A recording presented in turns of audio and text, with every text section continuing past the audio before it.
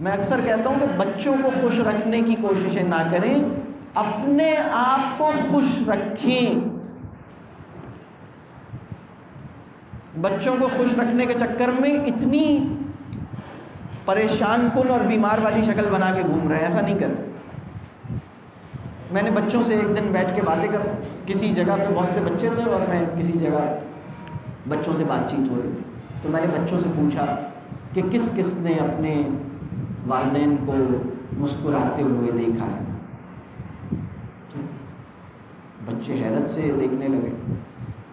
ایک بچے نے بڑی مزے کی بات، مطلب بچوں کو اس کا جواب ہی سمجھ نہیں آیا کہ یہ کیسا سوال ہے، مطلب اپنے والدین کو ہم نے مسکراتے ہوئے تو بہت ہی کم دیکھا ہے۔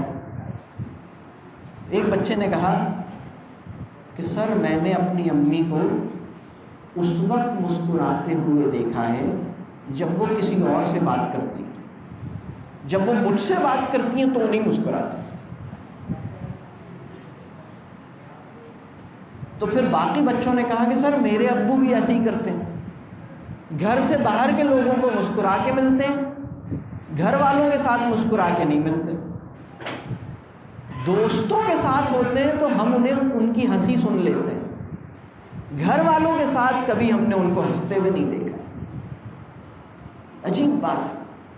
تو سب سے پہلی جو ذمہ داری ہے وہ یہ ہے کہ ہم خوش نظر آئیں۔ اگر آپ خوش نظر نہیں آتے تو آپ اپنے بچے کو اس درجے کا اعتماد نہیں دے سکیں۔